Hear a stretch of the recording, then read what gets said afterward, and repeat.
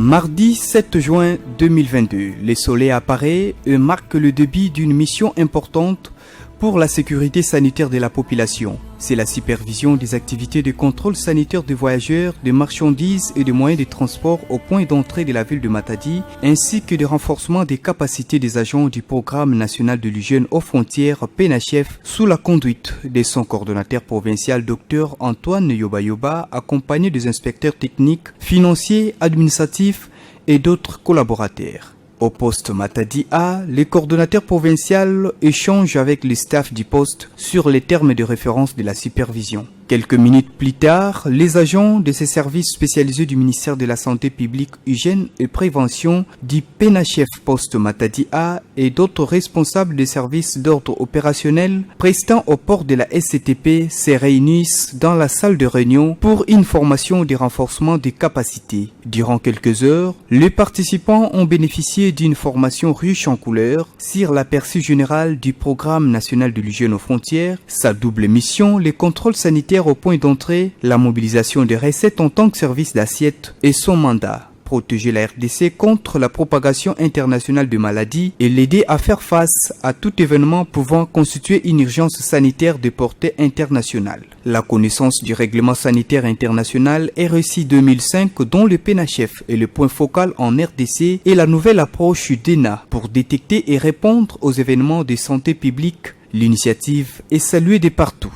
Par rapport à cette formation, nous avons compris que ce n'est pas seulement nous, le PNHF, qui peuvent détecter, écarter ou bien notifier une maladie. Toute personne œuvrant dans les frontières, les 5 services étatiques qui œuvrent au niveau des frontières, peuvent notifier afin que nous puissions bien travailler. Auparavant, on était seuls, on pensait qu'on pouvait travailler seul. Mais aujourd'hui, on peut compter sur nos partenaires avec lesquels nous travaillons au quotidien au niveau des points de contrôle ou bien au niveau des frontières. Le problème de santé, c'est un problème qui concerne tout le monde. Il n'est pas seulement réservé au PNHF, dont tous les intervenants doivent s'impliquer dans le comportement de tout un chacun pour qu'on puisse être protégé par rapport aux différentes maladies d'origine internationale. Dans la supervision proprement dite, l'équipe de la coordination provinciale a évalué les effectifs réels des agents, les profils par rapport aux postes occupés, les contrôles des actes d'engagement, la tenue des documents de gestion, les techniques appliquées dans l'accomplissement des tâches, le matériel utilisé, l'utilisation des fiches techniques pour s'imprégner du travail qui se fait tous les jours et envisager son amélioration. Un motif de joie pour les chefs de poste. Nous l'avons accueilli à bras ouverts, cette supervision, parce qu'il faudrait bien noter que la supervision et le renforcement des capacités, les deux convergent vers une amélioration des prestations au niveau de nos agents sur terrain. La hiérarchie a quitté, n'est-ce pas, son bureau climatisé vers la base, vient s'imprégner de la réalité du terrain en rapport avec le contrôle sanitaire et nous représentera valablement les instances supérieures. Ce renforcement des capacités n'a pas seulement été interne au niveau de notre service, mais ça a été également avec tous ces services qui prestent avec nous. Donc tout ce que nous prêchons auprès de ces services-là ont été renforcés par notre hiérarchie. Dans la matinée du jeudi 9 juin 2022, le numéro 1 du PNHF Congo Central et le membre de sa délégation se sont rendus au bureau du poste de Matadi B au bord de la route nationale numéro 1 pour la poursuite de cette mission de supervision. La journée commence par le renforcement des capacités des agents, car au moins 40% de l'effectif de cette entité est composé de nouvelles recrues. L'aperçu du programme, les règlements sanitaires internationaux RSI 2005 et l'approche d'ENA, détecter, écarter, notifier et apporter de l'aide pour bâtir une couverture santé universelle sont là les matières qui ont constitué cette séance de renforcement des capacités. Après cette formation, s'en est suivi la descente au port MGT pour palper du doigt les réalités sur terrain en évaluant notamment le circuit des collectes de données, des matériels utilisés, du Sidonia et autres. La chef d'antenne chargée de contrôle de médicaments a été la première à être supervisée. De telles initiatives sont rares. Alors, nous sommes très fiers de notre coordonnateur parce qu'il a toujours des bonnes initiatives, des bonnes idées qui nous aident à améliorer notre capacité, notre connaissance. Moi, depuis que je suis là, c'est la première fois que je suis supervisée. Nous avons pu répondre aux préoccupations des inspecteurs. Les recommandations sont faites. Les chefs des postes, les comptables et d'autres membres du staff ont été supervisés par le coordonnateur provincial et les inspecteurs constituant sa délégation. Le chef des postes s'est dit satisfait de cette activité de routine pour accompagner les prestataires sur terrain. Je suis très enthousiasmé que cela se passe parce que dans la supervision, le supervisé que je suis, j'apprends, ça me forme, ça me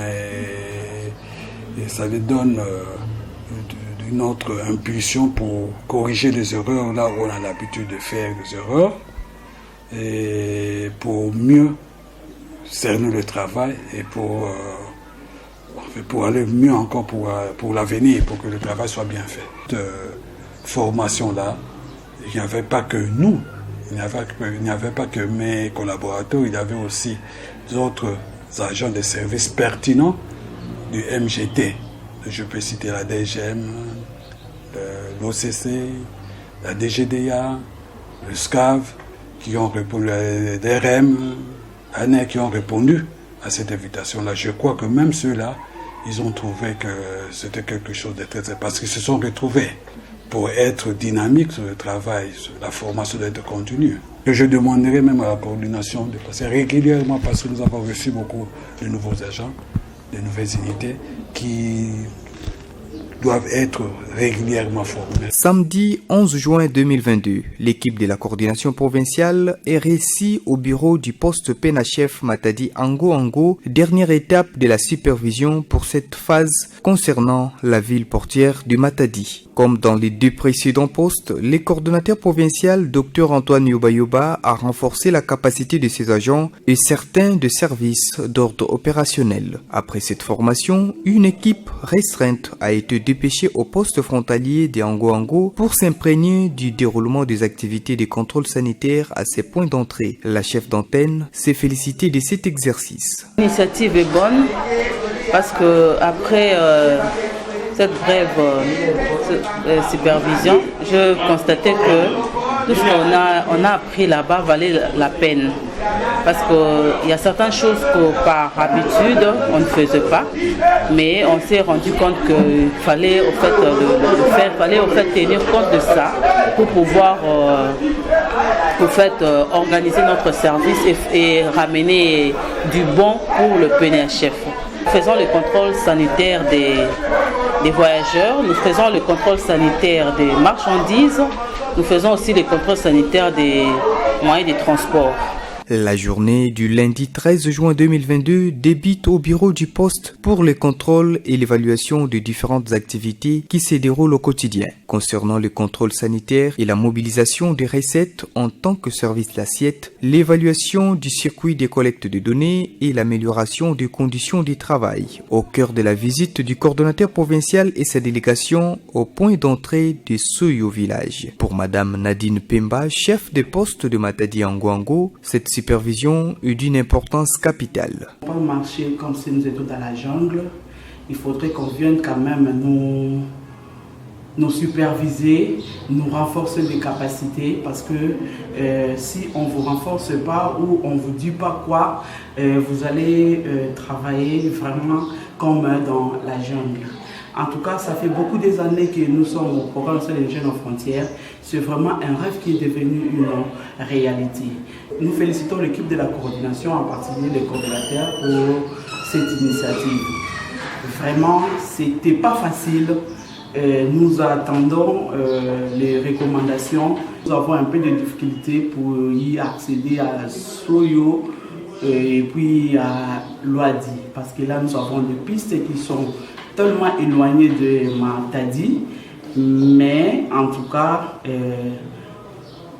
ça va. Nous allons nous adapter. L'inspecteur technique de la coordination provinciale s'est quant à lui félicité d'avoir participé à cette mission. La supervision, c'est une activité pérenne que nous sommes censés de réaliser trimestriellement, semestriellement, pour la bonne marche de notre service qui est le PNHF. Par rapport à la méthodologie, c'est d'abord une analyse systématique des données et une revue documentaire croisée des échanges entre les prestataires et nous qui sommes censés de les capaciter en termes de compétences par rapport à leurs prestations sur terrain. De son côté, le coordonnateur provincial Dr Antoine Yoba a fixé l'opinion sur le déroulement de cette mission de supervision et les assignations de ce service spécialisé du ministère de la Santé publique, Hygiène et Prévention pour la mobilisation des recettes. C'est une supervision et une activité régalienne du programme national de l'hygiène aux frontières. Donc nous sommes descendus sur terrain pour permettre de la palpation par nos propres regards, la réalité sur terrain, voir ce qui se fait réellement sur terrain par rapport aux différents rapports qu'on nous envoie. Et donc c'était un bon exercice ici à Matadi, parce que vous allez vous rendre compte que parfois les rapports que nous recevons au niveau du bureau, ce n'est pas parfois vrai par rapport à la réalité que nous rencontrons au niveau du terrain. Mais surtout, c'était pour apprécier, voir dans quelles conditions nos agents qui sont sur le terrain travaillent. Grâce à cet exercice, nous avons pu déceler beaucoup de défis, beaucoup de difficultés que nos agents rencontrent pour rendre ce service qui est combien de nombre pour l'État congolais. De façon générale, c'est mieux qu'avant. Nous avons fait les mêmes exercices l'année passée. Par rapport à cette année, il y a une nette amélioration. Sauf que les défis sont encore énormes, surtout du point de vue logistique, équipement. Nous allons continuer à nous battre pour que les agents qui travaillent soient suffisamment équipés pour que les agents qui travaillent les soient dans des conditions optimales. Pour cette année, le PNHF doit contribuer à l'ordre de près de 30 milliards de francs congolais pour le compte du trésor public. Raison pour laquelle d'ailleurs nous sommes descendus sur le terrain, parler aux prestataires du terrain pour qu'ils en soient conscients.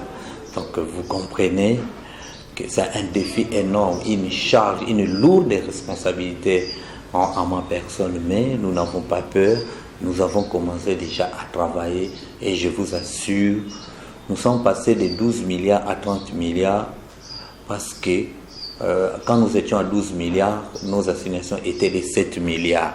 Et lorsque l'État a vu que nous avons réalisé le double de ce que nous avait demandé, il a augmenté jusqu'à 30 milliards. Donc nous croyons que nous allons faire mieux encore pour que notre cotation puisse réellement continuer dans cette trajectoire. Donc nous y travaillons et nous sommes sûrs que nous allons y parvenir. C'est donc ici, au poste PNHF Matadi Ngwango, que cette phase de supervision des activités au point d'entrée de la ville portuaire de Matadi a été bouclée pour aller préparer minutieusement la tournée dans le point d'entrée du Bas-Fleuve les jours à venir.